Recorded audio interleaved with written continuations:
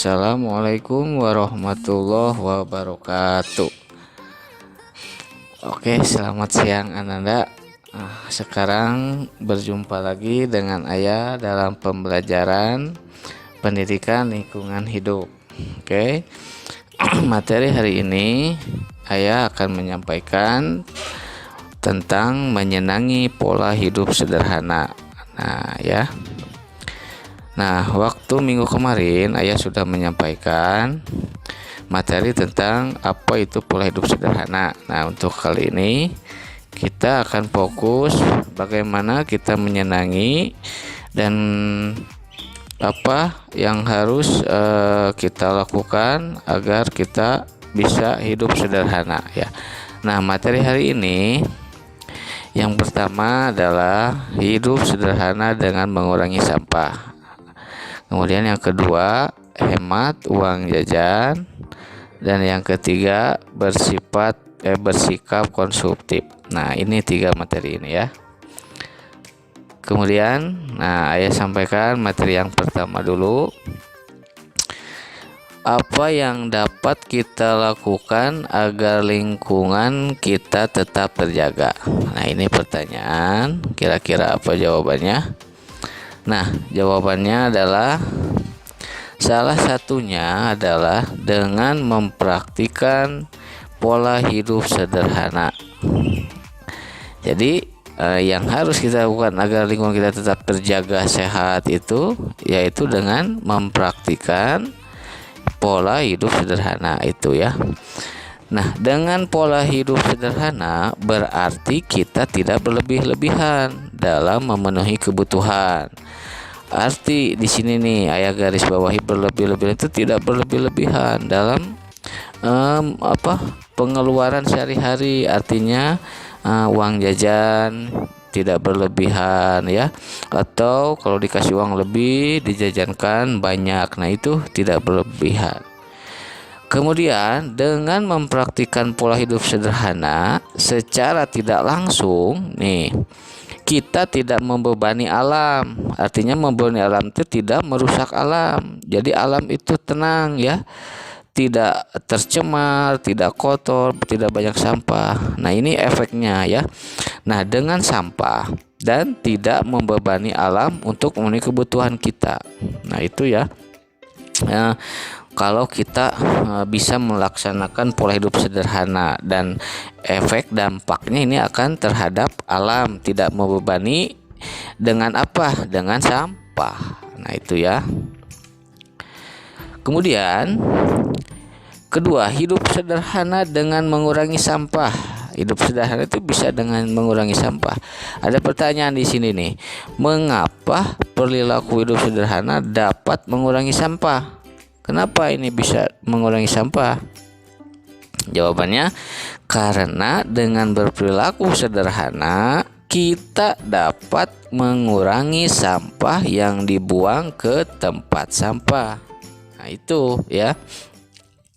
Karena dengan kita bersikap berperilaku sederhana dalam kehidupan sehari-hari, kita otomatis dapat mengurangi sampah yang dibuang ke tempat sampah. Kalau kita bisa hemat, tidak boros, itu kan mengurangi pengeluaran kita. Misalnya pengeluaran jajan, beli barang ya, sesuatu makanan, itu kan tidak akan banyak sampah, terutama sampah plastik ya.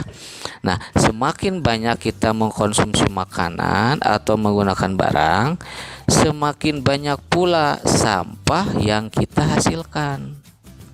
Ini yang harus kalian pahami. Semakin banyak kita makan, mengkonsumsi, maka semakin banyak sampah yang kita hasilkan. Terutama sampah plastik yang tadi saya sampaikan. Karena ini apa? Sampah plastik itu tidak mudah terurai. Sampai ratusan tahun itu tidak akan hancur. Terurai ini artinya tidak akan hancur ya. Itu ya kira-kira. Oke. Kemudian, nah, hidup sederhana dengan mengurangi sampah. Nah, ya masih yang tadi ya. Nah, sisa makanan, barang atau pembungkus itu menjadi sampah.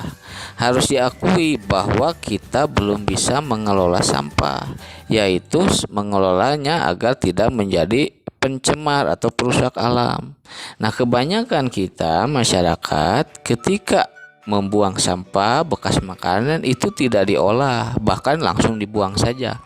Itu memang kelemahan, harus diakui ya. Di sini kan harus diakui ya, bahwa kita tidak bisa memanfaatkan kecuali kita benar-benar ada niat untuk memanfaatkan. Misalnya sampah bekas kopi itu bisa dibuat tas ya, atau bekas botol minuman. Nah, memang itu perlu waktu, perlu tenaga pikiran ya untuk bisa mengelola itu, dan ini memang tugas pemerintah atau instansi atau dinas-dinas setempat. Kemudian hidup sederhana juga dapat kita lakukan dengan cara apa? Menghemat uang jajan. Nah, ini kita sebagai pelajar, Anda harus menghemat uang jajan, karena dengan mengurangi jajan secara tidak langsung kita mengurangi sampah, terutama jika jajan yang wadahnya berupa plastik. Nah, gitu ya. Jadi dengan mengurangi jajan secara tidak langsung kita akan mengurangi sampah karena tidak banyak pengeluaran ya. Kemudian selain itu kita juga dapat menghemat uang jajan dan bisa kita tabung sisa uang jajan kita. Misalnya kamu dikasih uang jajan 10.000, nah 5.000-nya kamu jajankan dan yang 5.000-nya bisa ditabungkan. Kalau itu sudah dilakukan berarti kamu sudah melaksanakan pola hidup sederhana. Nah, kemudian bersikap konsumtif. Apa itu konsumtif?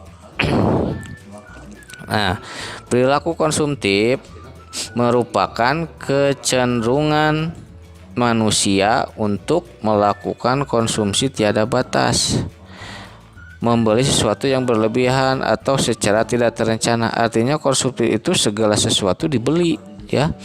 Artinya tiada batas ya konsumtif itu. Jadi membeli sesuatu berlebihan. Ini konsumtif itu membeli sesuatu berlebihan atau tidak terencana. Nah, pada banyak kasus perilaku konsumtif ini tidak berdasarkan pada kebutuhan ya, kebanyakan tidak berdasarkan kebutuhan, tetapi didorong oleh hasrat dan keinginan. Nah, ini yang sering dilakukan oleh setiap orang dalam kehidupan sehari-hari.